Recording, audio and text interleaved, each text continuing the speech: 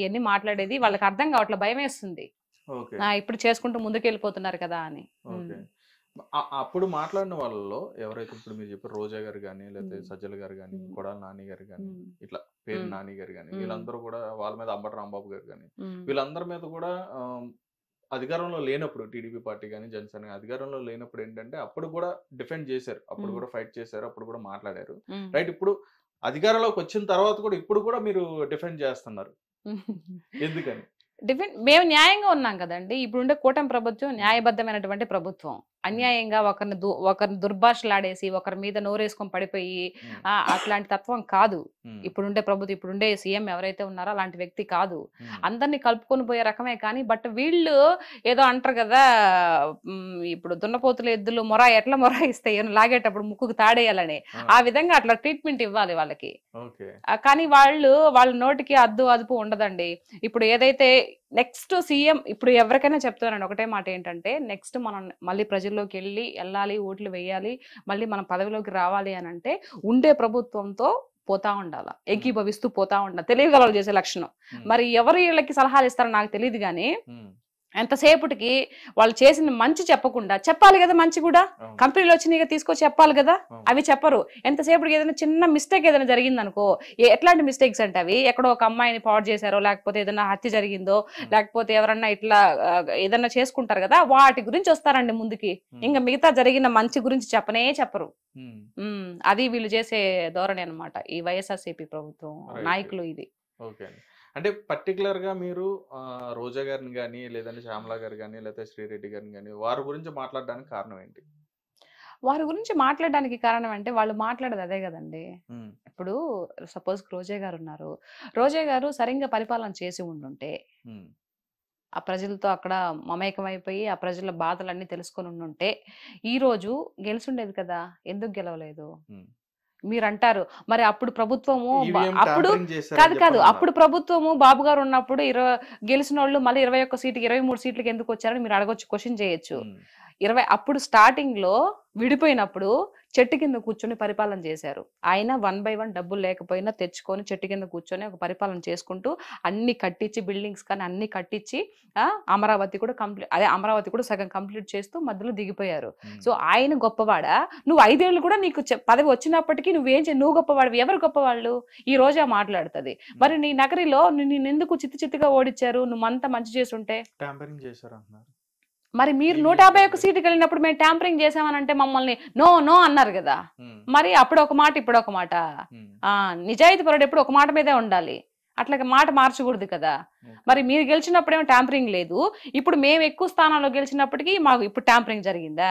అది ఎట్టు మాట్లాడతారు? నాకు అందుకే రోజా గారు మాట్లాడే మాట అసలు నచ్చదు. ఆవిడ ఎమ్మెల్యేగా ఉన్నప్పుడు జబర్దస్త్ స్కిట్లు అన్ని చేసిందా, డాన్సులు చేసిందా స్టేజ్ మీదకి వెళ్ళి?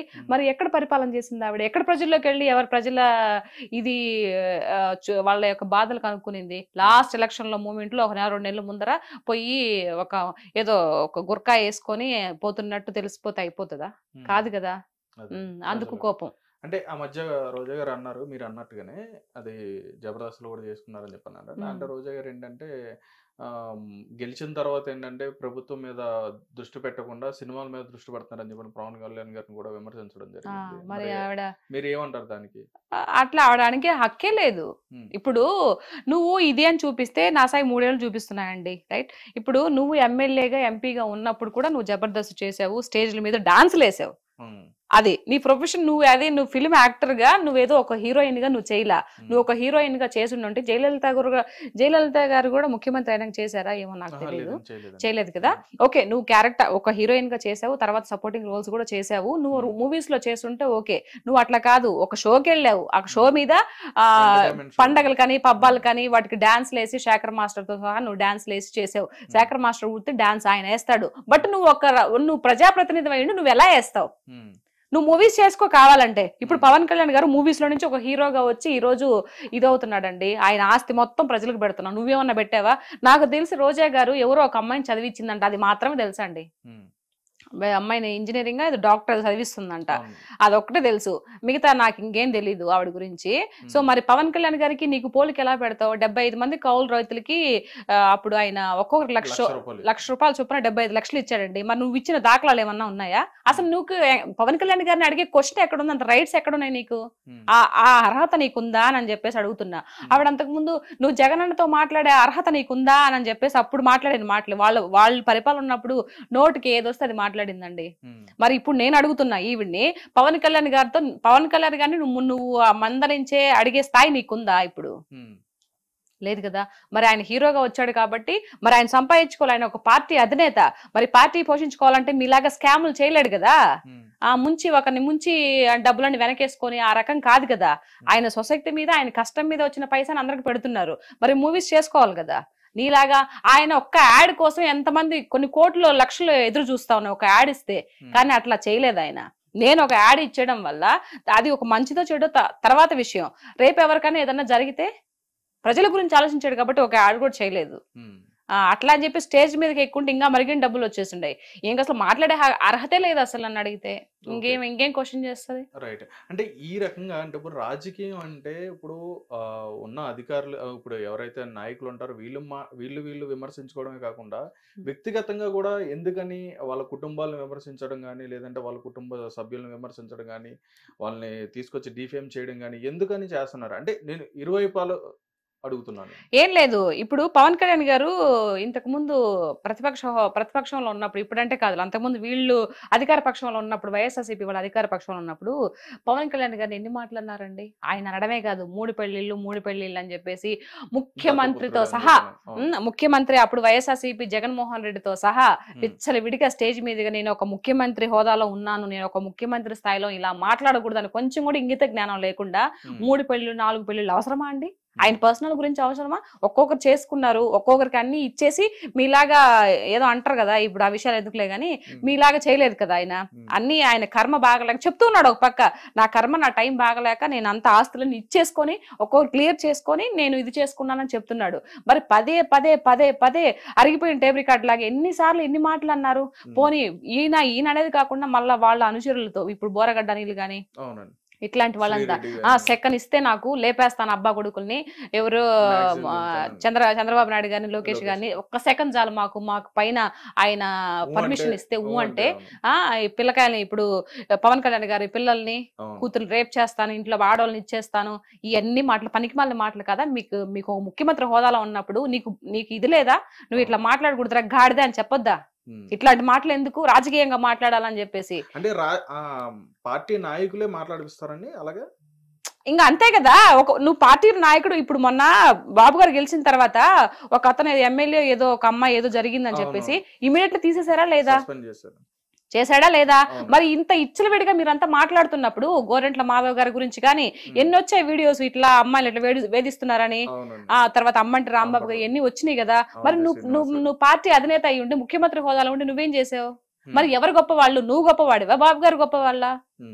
పవన్ కళ్యాణ్ గారిని ఎన్ని మాటలు అన్నావు నువ్వు? ఎన్ని అనాల్సిన మాటలన్నీ అనేసాను. ఆయన చెప్తూనే ఉన్నారు, నువ్వు రాజకీయ పరంగా అడిగిన దానికి క్వశ్చన్ సమాధానం చెప్పు, నువ్వు పర్సనల్ గా మాట్లాడొద్దంటే ఆయన అడిగిన దానికి ఒక్క క్వశ్చన్ కి సమాధానం చెప్పలేదు జగన్మోహన్ రెడ్డి గారు. మరి మాటలేమో అన్ని మాట్లాడుతూ ఉంటారు. మరి అడిగిన దానికి సమాధానం చెప్పాలి కదా. ఎదుటి వాళ్ళు ఎవరైనా సరే ఆయన ఒక క్వశ్చన్ నిన్ను అడిగినప్పుడు నువ్వు ముఖ్యమంత్రి స్థాయిలో ఉన్నప్పుడు సమాధానం చెప్పాలా వద్దా? అయితే ఇక్కడ వాళ్ళు మాట్లాడే ఏ మాటలైనా చూసుకుంటే, వాళ్ళు ఏదైతే విమర్శలు చేయడం కానీ, లేదంటే వాళ్ళు ప్రెస్ మీట్లో మాట్లాడడం కానీ, ఏది చూసినా కానీ యువతల వైపు నాయకుల్ని ఏదో నిజంగా వాళ్ళ నుంచి నిజంగా నష్టపోయిన వ్యక్తులు ఎవరైతే ఎలా అయితే మాట్లాడతారో, వాళ్ళు కుటుంబాన్ని కానీ, లేకపోతే వాళ్ళని కానీ, వాళ్ళ జీవితాన్ని కానీ, లేకపోతే వాళ్ళ లైఫ్ని కానీ నష్టపోయిన వ్యక్తులు ఎలా మాట్లాడతారో ఆ విధంగా మాట్లాడే విధంగా వాళ్ళు వాయిస్ అనేది ఇవ్వడం జరిగింది. ఆ పర్సన్ చూసుకుంటే పోసాని కృష్ణమురళి గారు కానీ, ఆయన మరీ అంటే ఆయన నిజంగా ఏదో కోల్పోయినట్టుగానే మాట్లాడినట్టుగా ఆయన మాట్లాడతాడు. మరి ఎందుకని అలా మాట్లాడతారు? అంటే ఏం లేదు, డబ్బు గురించి అండి. డబ్బు కోసమే ఇదంతా. ఇదిగో నేను ఈ విధంగా పెద్ద దుమ్ము ఎదవ మొన్న చూసానండి నేను. ఎవరే పవన్ కళ్యాణ్, నువ్వు ఒక వెదవి, నువ్వు ఒక సన్నాసివి, అవసరమా ఇప్పుడు పవన్ కళ్యాణ్ గారు? ఏం చేశారు? తల్లిని కూడా తీసుకొచ్చి అందులో తిట్టాలి. పోసాని గారికి ఏం చేశారు పవన్ కళ్యాణ్ గారు? ఒక హీరోగా ఉంటేనే కదా నువ్వు చాలా మూవీస్ చేసావు. ఎవరైనా కూడా హీరోలు ఉంటేనే కదా కింద సపోర్టింగ్ ఆర్టిస్ట్ వస్తారు, మా బోటి వాళ్ళు. మరి ఎందుకు అంత దుర్భాష ఆడడం అవసరం ఏముంది? అంటే వాళ్ళు ఇచ్చే నోట్ల కోసం ఇష్టం వచ్చినట్టు మాట్లాడేస్తావా? ఎన్నేళ్ళు మహా అయితే ఎన్నేళ్ళు ఉంటారండి భూమి మీద? ఎవరైనా సిలేసుకొని ఇక్కడే ఉంటారా? ఎవరో ఒకరు పోవాల్సిందే కదా. ఏం చేసుకుంటారు? ఇప్పుడు మీకు ఎవరైతే ఉన్నారో పోసాని గారు ఆయన తినడానికైతే ఇప్పుడు ఈ కడుపు కోసమే కదా, కోటి విధులు కూటు కొరకే అని కడుపు కోసమే కదా ఎన్ని వేషాలు వేసినా కూడా. దానికి మరి ఇంత దిగజారిపోయి ఇంత ఇది ఒకరిని తిడితే వచ్చే డబ్బు ఎందుకండి? నోటుకొచ్చినట్టు మాట్లాడి ఆయన ఎన్ని మాటలు మాట్లాడి పవన్ కళ్యాణ్ గారిని, మరి అది తప్పు కదా. మరి మీరు మందలించాలి కదా, మాట్లాడకూడదు అని చెప్పేసి. ఇవంతా కావాలని చేసిందని మీకు అర్థం కావట్లేదా? డబ్బుల గురించి తీసుకొని ఎవరు ఎందుకు మాట్లాడతారు? ఏ లాభం లేకుండా ఎందుకు మాట్లాడతారు? నేను మాట్లాడుతున్నా.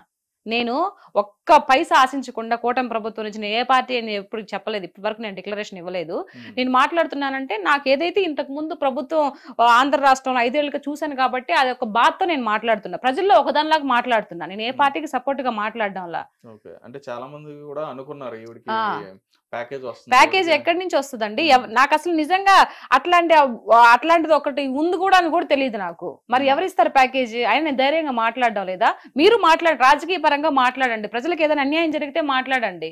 ఎవరో ఏదో ఇస్తే ఆ డబ్బులు తీసుకొని ఇష్ట ప్రకారము ఈ బూతులు తిట్టేస్తాను అని అంటే అది కరెక్ట్ కాదు కదా. పైన భగవంతుడు కూడా దాన్ని క్షమించాడు.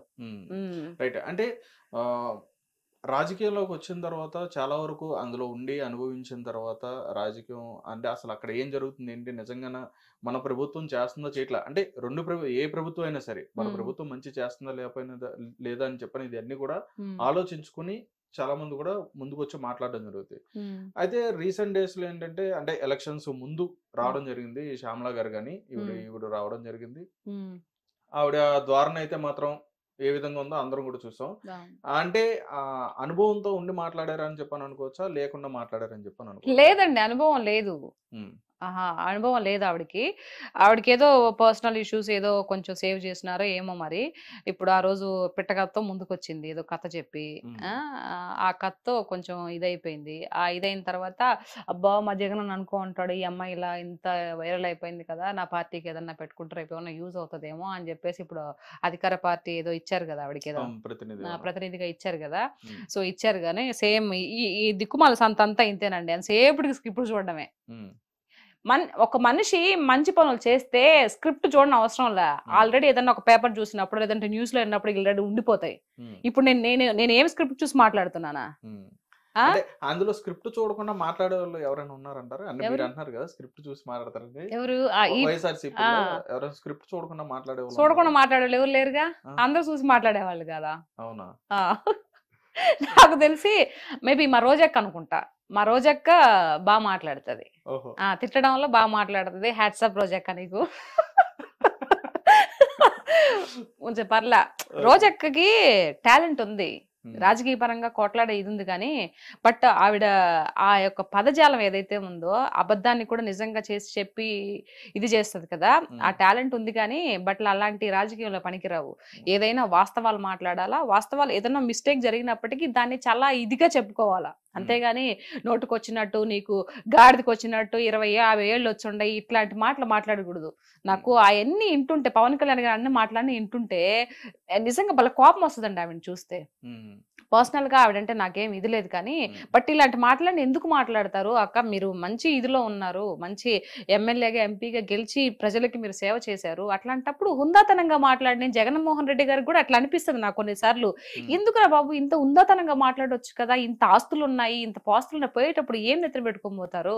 వైఎస్ రాజశేఖర రెడ్డి గారు ప్రజల్లో ఒక దేవుళ్లాగా గుడి కట్టారు. అందరూ ఎంత మంచి పేరుని సంపాదించుకున్నాడు.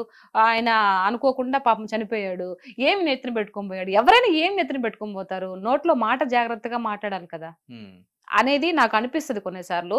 సో ఈ ఇంటర్వ్యూ ద్వారా ఇన్నా పర్వాలేదండి, తెలుసుకున్న మారినా పర్వాలేదు. 10 సార్లు చెప్తే ఒక్కసారి నా ఇంటర్ ఏమో, అందుకని మీరు వీడియోలు పెడతా ఉంటారా? ఇంటర్ ఏమో అనే ఒక బాధ, ఒక నమ్మకం అన్నమాట, అంతే. రైట్ అండి. అంటే ఇప్పుడు నేననేది ఏంటంటే జనరల్ గా ఇప్పుడు మీరు అన్నట్టుగానే వాళ్ళ లాంగ్వేజ్ కానీ ఎవరిదైనా సరే, ఇటు ఏ పార్టీలో అయినా సరే వాళ్ళ మాట్లాడే విధానం ఎలా ఉంటదంటే చాలా అబ్యూజింగ్ గా మాట్లాడుతూ ఉంటారు, రకరకాలుగా మాట్లాడుతూ ఉంటారు. పదజాలం అనేది చాలా దారుణంగా దూషిస్తూ అన్పార్లమెంటరీ లాంగ్వేజ్ యూజ్ చేస్తూ మాట్లాడుతూ ఉంటారు. కానీ మీరు ఫస్ట్ అన్నారు ఉమ్. ప్రజల చేత ప్రజల కొరకే ఎన్నుకున్న ప్రజలు ప్రతినిధులే అవును అయితే నిజంగా ప్రజలకి ఇప్పుడు ప్రతి ఒక్కరు కూడా ఇప్పుడు చూడని వాళ్ళు అంటే ఎవరు ఉండరు, స్మార్ట్ ఫోన్ చేతిలో ఉండదు, ప్రతి ఒక్కరు కూడా వీడియోస్ చూస్తూ ఉంటారు, ఏ ఎమ్మెల్యే ఎలా మారుతాడు, ఏ ఎంపీ ఎలా మారుతాడు, ఏ నాయకుడు ఎలా మారుతాడు, ఏ హీరో ఎలా మారుతాడు, ప్రతిదీ చూస్తున్నారు. చూస్తున్నప్పుడు ప్రజలు నిజంగా ఇన్ని చూస్తున్నా గానీ వాళ్ళు ఎందుకని ఎవరైనా సరే ఎందుకని భయపడకుండా ఇంకా అలాగే మాట్లాడుతున్నారు? వాళ్ళ అంటే మా హక్కులాగా ఫీల్ అవుతున్నారు కదా, నా ఇష్టం నేనేమైనా మాట్లాడతాను. ఇప్పుడు నేను మంచిగా మాట్లాడుతున్నాను, ఇప్పటికీ కూడా ఇప్పుడు ఏదైతే అదే చెప్తున్నాను కదా, ఇప్పుడు నేను మంచిగా మాట్లాడుతున్నాను కదా వీడియోస్, నేనేం బూతులు తిట్టట్లేదు కదా, అది నా హక్కు. వాళ్ళు కూడా బూతులు తిట్టడం వాళ్ళ హక్కుగా ఫీల్ అవుతున్నారు. Simple logic. ఓహో రైట్. అంటే దాని వల్ల ఏంటండి లాభం, ప్రజలకు ఏం వస్తుంది అందులో? వాళ్ళకి ఏమీ రాదు. అదే మూర్ఖత్వం అంటే అదే అనమాట. వాళ్ళకి ఈ విధంగా మాట్లాడితే మనకేం రాదురా బాబు, ఏమైనా జగన్ దగ్గర నుంచి ఒక బిస్కెట్ వస్తుందేమో కానీ మిగతా సంబంధించి రాజకీయ పరంగా ఎదగలేరు అనే ఒక చిన్న లాజిక్, చిన్న పాయింట్ మిస్ అయిపోతున్నారు నాయకులు ఎవరైనా సరే. అందరు మంచి వాళ్ళేనండి, మనుషుల్లో చెడ్డ వాళ్ళు ఇట్లా ఉండరు. వాళ్ళ యొక్క వ్యక్తిత్వం బట్టి వాళ్ళ యొక్క ఇది ఉంటది అంతే, ఇంకా అంతకు మించి ఏం లేదు. కూటమి ప్రభుత్వంలో ఉన్న వాళ్ళందరూ కూడా మంచి నాయకులేనా? మంచి నాయకులు చెడ్డ నాయకులు నేను అన్ను.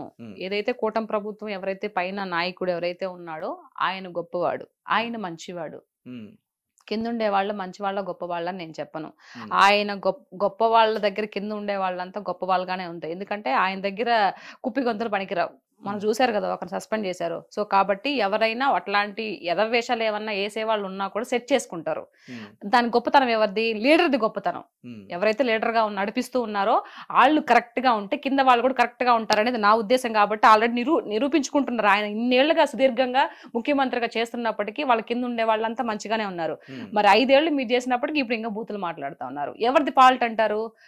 నాయకుడిది తప్ప. మీరు ఆ విధంగా మీరు వాళ్ళకి అవకాశం ఇచ్చినందుకు వీళ్ళు తప్ప, ఎవరిని తప్పనాలి?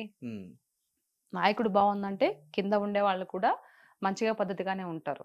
ఓకే, మీరు అన్నట్టుగానే ఈ పాయింట్ తీసుకుంటే గత కొద్ది రోజుల క్రితం ఏంటంటే ఒక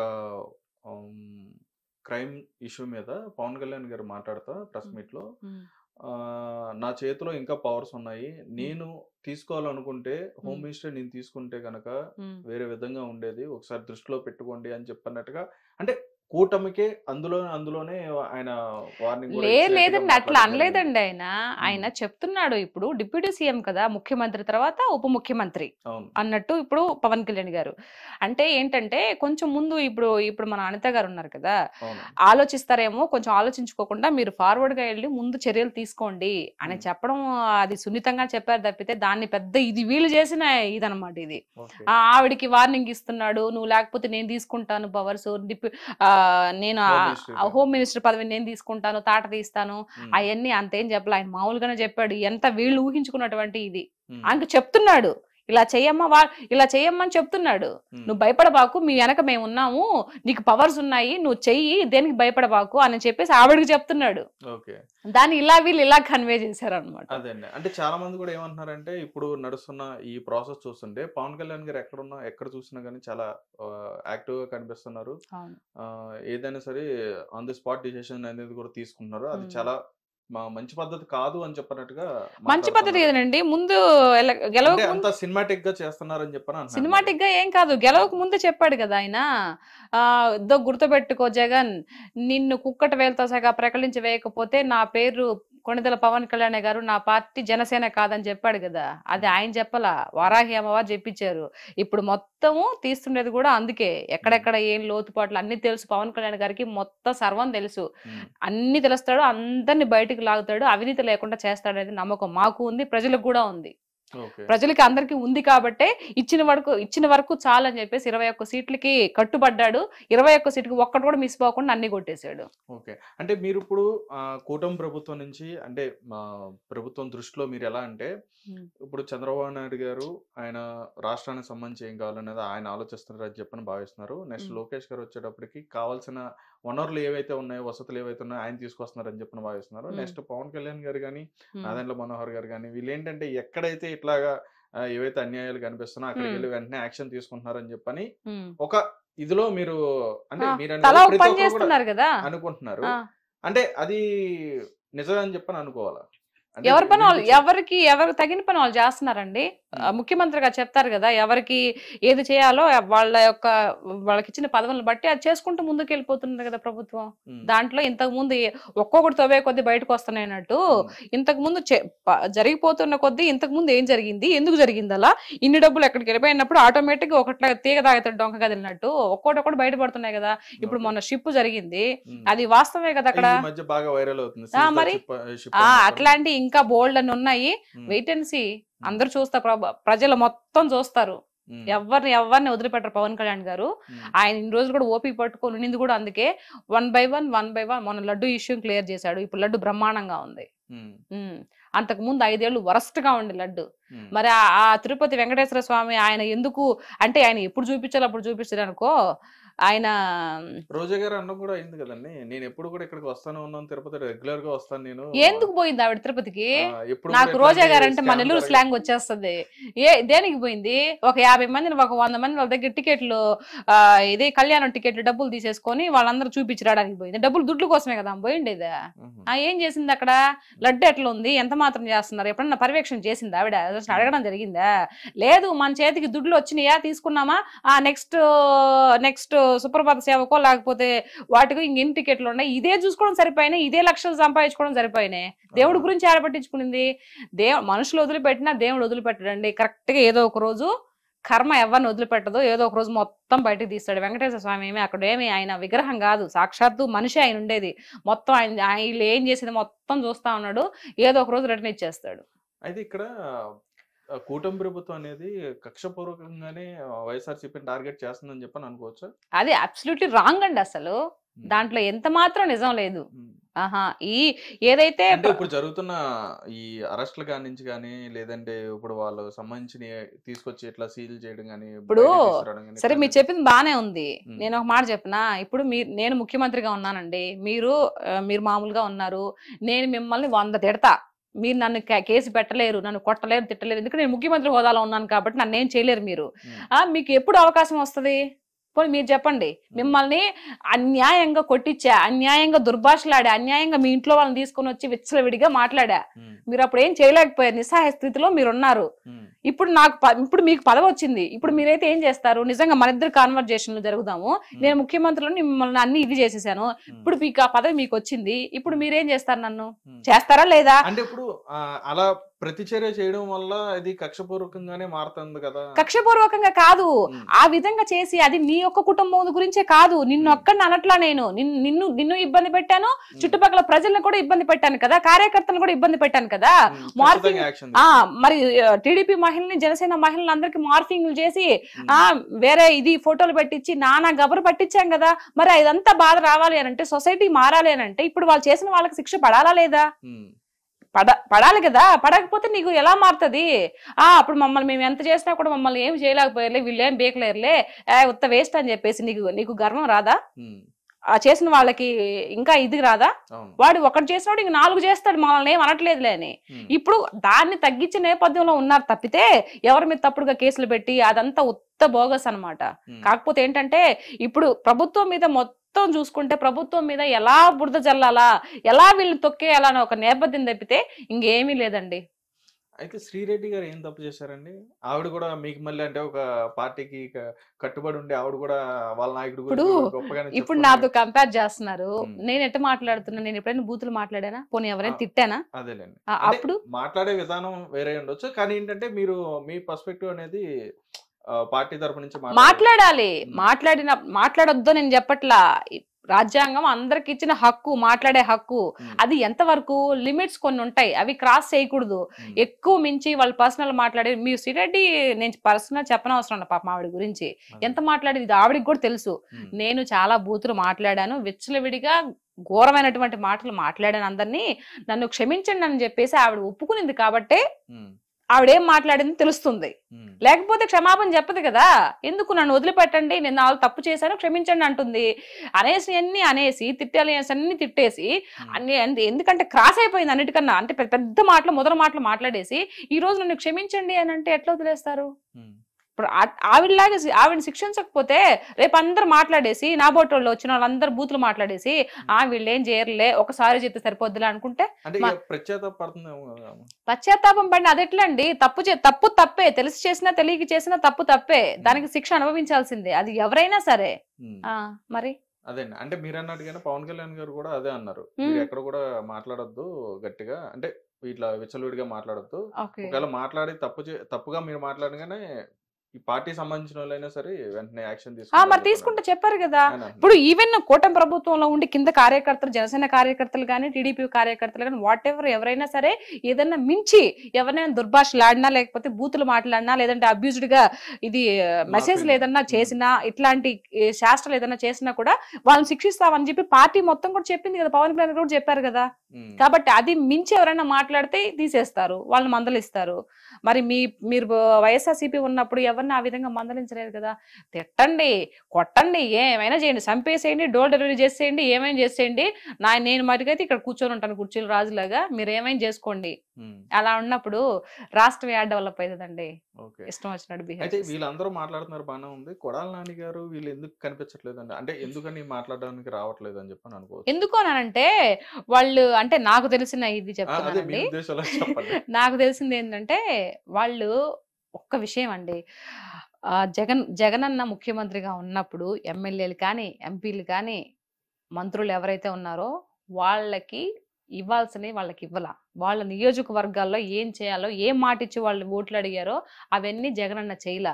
నేను ఉంటే నేనే హీరోగా ఉండాలా, నేనే విలన్గా ఉండాలా, నేనే పోవాలా అనే తత్వం జగనన్నది. కాబట్టి ఆ రోజు వాళ్ళ దగ్గరికి వెళ్ళి మాట్లాడే కెపాసిటీ కూడా నువ్వు అవకాశాన్ని ఇవ్వలేనప్పుడు, వాళ్ళని దగ్గరికి వచ్చి ఇది అన్నాయి చెప్పుకోలేనప్పుడు, నువ్వు చేయలేనప్పుడు ఈరోజు ఎందుకు మాట్లాడతారు కొంతమంది అయితే.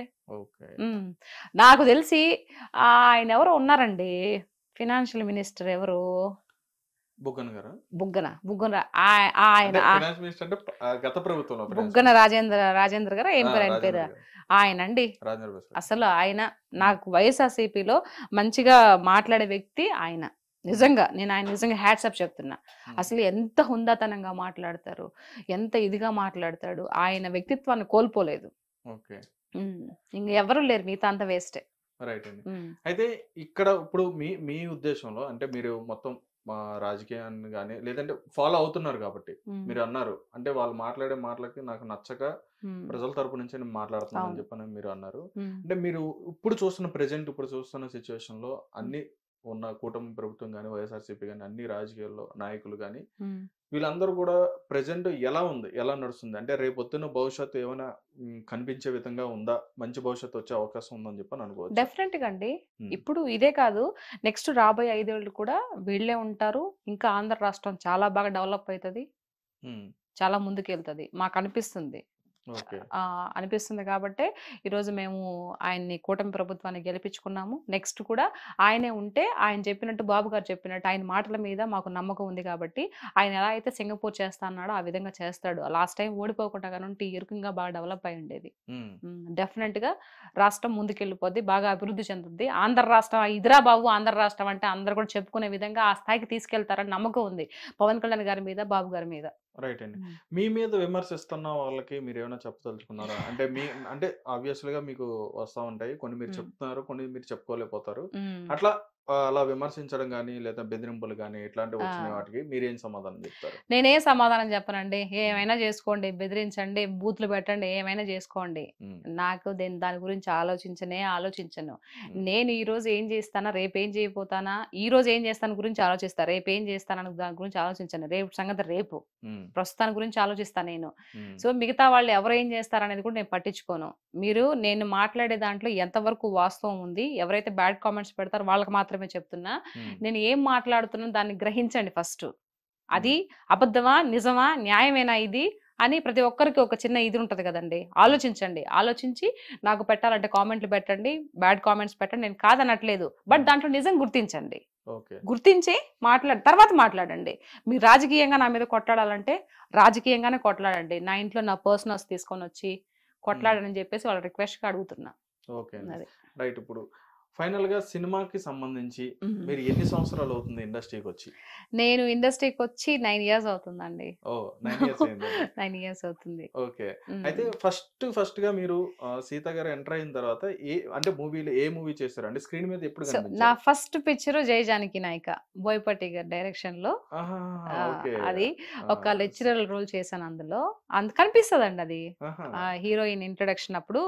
ఆ రకుల్ ప్రీతి సింగ్ ఇట్లా వేరే రౌడీ వచ్చి కొడుతున్నప్పుడు వెనక హీరో ఉంటాడు, ఫాటుమని కొడతాడు స్కూల్ కాలేజీలో. అప్పుడు ఏంటి కాలేజీలో గొడవ జరుగుతుందని చెప్పేసి నేను ప్రభు గారు వీళ్ళంతా పరిగెత్తుకుంటూ వస్తాం. అది నా ఫస్ట్ పిక్చర్. అది స్క్రీన్ మీద నేను చూసుకుంటాను దాన్ని రోజు. అయ్యో అప్పుడు ఇలా ఉన్నానా? అప్పుడు లావుగా ఉన్నాను, జుట్టు అప్పుడు హైదరాబాద్కి వచ్చిన కొత్తల్లో పిల్లల కోసం తిరుపతికి వెళ్ళి గుండు చేయించుకొని వచ్చాను కదా, సో ఇక్కడ వరకు ఉండింది జుట్టు, షార్ట్ హెయిర్ ఉండింది. సో అప్పుడు ఇలా ఉన్నాను అంటే బొద్దుగా ఉన్నాను అనమాట. ఇలా ఉన్నానా అని చెప్పి చూసుకుంటూ ఉంటాను. దాని తర్వాత Vinay Vijayaraman, all ticket, F2 F3, touch చేసుడు, మహానగర వీధుల గమ్మత్తు, తర్వాత ఆకాశవాణి, సరైనోడు కాదు రాక్షసుడు. సో ఇట్లా కొన్ని నాకు తెలియట్లేదు కానీ సో అట్లా డిజేటీలో లేనండి, F3 లోనే. ఆ తర్వాత ఇప్పుడు దేవరా, తర్వాత ఇంకొకటి ఉంది కానీ అవి సినిమాలు కొన్ని 2-3 ఉన్నాయి, అవి ఇంకా రిలీజ్ అవ్వలేదు. మొన్న పురుషోత్తముడు అది, దాని తర్వాత ఇంకొక సినిమా ఏదో రిలీజ్ అయిందండి, ఇది ఎవరు బ్రహ్మాజీ గారు, అలనాటి రామచంద్రుడు కొత్తగా ఒకటి రిలీజ్ అయింది, అది విఐపి దాంట్లో వస్తుంది, నెట్ఫ్లిక్స్ లో ఏమో వస్తుంది. సో ఇట్లాంటి సినిమాలు ఇంకా వెనక్కి తిరిగి చూసుకోలేదు. సో కొంచెం చాలా సినిమాలు చేసున్నాను, కాకపోతే కొన్ని రిలీజ్ కాకుండా ఉంటాయి కదండి, అంటే మొదలు పెట్టి మధ్యలో ఆగిపోయినట్టు అట్లాంటివన్నీ బోల్డ్ అన్ని ఉంటాయి కదా, అవి లెక్కలు తీసుకోలేము కదా. మనం ఏదైతే సినిమాలు చేసి రిలీజ్ అయిన మాత్రమే కౌంటింగ్ వేసుకుంటాము. అందట్టు నేను మాలో మెంబర్ ని కూడా అయ్యాను, అవి కూడా 5 years అవుతుంది అసోసియేషన్ లో మెంబర్ ని. అంటే ఇప్పుడు మీరు ఇండస్ట్రీకి యాక్టర్ అవుతానే వచ్చారా, లేదంటే అసలు ఏ పని మీద మీరు హైదరాబాద్ వచ్చారు? మేము మామూలుగా మా వారు మేమిద్దరము పిల్లల్ని తీసుకొని వచ్చామండి. మా వారు అప్పుడు చిన్నగా జాబ్ చేస్తూ ఉండే, ఇంకా వచ్చాము నెల్లూరు నుంచి వచ్చాము. ఆ తర్వాత ఇంకా అనుకోకుండా ఇండస్ట్రీకి వచ్చాను నేను. అనుకోకుండా నేను ఫస్ట్ స్వీట్ షాప్ లో పనిచేశాను, తర్వాత బట్టల షాప్ లో పనిచేశాను, తర్వాత అకౌంటెంట్ గా జాబ్ చేశాను, తర్వాత యాక్టర్ అయ్యాను, step by step. Okay. First అవకాశం ఎలా వచ్చింది? అంటే మీరే వెళ్ళారా, లేదంటే మిమ్మల్ని ఎక్కడైనా చూడడం కానీ ఇట్లా సెలెక్ట్ చేయడం కానీ? లేదండి, నేను ఆర్ఎస్ బ్రదర్స్ లో అకౌంటెంట్ గా జాబ్ చేస్తూ ఉంటే అక్కడ ఒక అతను, అంటే వీళ్ళు యాడ్స్ తీస్తారు కదా, అక్కడ ఒక అతను చెప్పారనమాట, మీది హోమ్లీ ఫేస్ గా ఉంది, మూవీలో ట్రై చేయొచ్చు కదంటే, నాకు తెలియదు సార్ అని చెప్తే, ఆయన అట్లా ఎందుకండి, యాక్టింగ్ అనేది నేర్చుకుంటూ వస్తుంది, దానిదే ఉంది అని చెప్పేసి ఆయన ఒక నెంబర్ ఇచ్చారు. అది బోయపాటి గారు అక్కడ ఉంటారు, కో డైరెక్టర్లు ఎవరో ఉంటారు కదా, రమణాచార్ అని, ఆయనకి కాల్ చేస్తే ఒకసారి ఆఫీస్కి రండి అన్నారు. అక్కడికి ఫస్ట్ నేను మాట్లాడడం, ఫస్ట్ ఎంటర్ అవడం, ఆ సినిమాకే ఫస్ట్ నేను మీట్ అయ్యి మాట్లాడింది బోయపాటి సార్. సో ఎంత హుందాతనంగా మాట్లాడతారు తెలుసా బోయపాటి సార్, చాలా బాగా మాట్లాడతారు. అవునమ్మా అని చెప్పి ఒక డైలాగ్ చెప్పమన్నారు, చెప్పాను. నేను ఏ డైలాగ్ ఏమంటివి అంటే అప్పటికి, అంటే నాకు పౌరాళిక డైలాగ్ అంటే ఇష్టం, ఏమంటివి అని చెప్పా. అది ఆయనట్టే చూస్తా, ఓకే బాగా చెప్పావు, నవ్వుకున్నారు. అంటే అంత పెద్ద ఎన్టీఆర్ లాగా మనం యాడ్ చేయగలుగుతామండి, ఆయన మహానుభావుడు అని నవ్వుకొని, ఓకే అమ్మా నువ్వు జాబ్ చేసుకుంటున్నావు కదా, జాబ్ చేసుకో, ఇది వచ్చినప్పుడు మా వాళ్ళు కాల్ చేస్తారు, నీ నెంబర్ అదంతా అక్కడ ఇచ్చేసి వెళ్ళండి అని చెప్పేసి అన్నారు. కిందకి వచ్చి మేనేజర్ దగ్గర నెంబర్ తీసుకుని వెళ్ళాను. దాని తర్వాత మళ్ళీ వాళ్ళు కాల్ చేసి నాకు 6 రోజులు అందులో వేషం ఇప్పించారనమాట. చాలా బాగా నిజంగా. హిట్ టీవీ యాప్, ఇందులో short news, live news, entertainment shows, movies, digital magazines తో పాటు మీ జిల్లా వార్తలను కూడా ఫ్రీగా చూడొచ్చు. అంతేకాదు కేజీ నుంచి పీజీ వరకు విద్యార్థులకు స్కాలర్షిప్ కూడా అందిస్తున్నాం. ప్రతి వారం 10 మందికి లక్కీ డ్రా ద్వారా ఒక్కొక్కరికి 10,000 రూపాయలు అందిస్తున్నాం. ఇంకెందుకు ఆలస్యం, వెంటనే హిట్ టీవీ యాప్ ని డౌన్లోడ్ చేసుకుని ఫ్రీగా ఎంటర్టైన్మెంట్ పొందండి. Hit TV app. Hit TV app. Please download hit TV app. Hit TV app ని ఫ్రీగా డౌన్లోడ్ చేసుకుని ఎంజాయ్ చేయండి. మీకు నచ్చిన ఎంటర్టైన్మెంట్ కోసం హిట్ టీవీ యాప్ ని ఫ్రీగా డౌన్లోడ్ చేసుకుని ఎంజాయ్ చేయండి. హిట్ టీవీ యాప్ ని డౌన్లోడ్ చేసుకుని ఆస్వాదించండి, ఆశీర్వదించండి. ఇంతమంది సెలబ్రిటీలు హిట్ టీవీ యాప్ ని డౌన్లోడ్ చేసుకోండి అని చెప్తున్నారంటే ఎంత మంచి యాప్ ఆలోచించండి. అమెరికా అమెరికా అమెరికా అమెరికాలో చదవాలనుకునే వాళ్ళకి విశ్వసనీయమైన పేరు మన శౌర్య కన్సల్టెన్సీ. UK లో 1 year masters, UK లో 1 year masters, 2 years work permit up to 5 years visa. Contact Saurya Consultancy. Contact 89851 89851.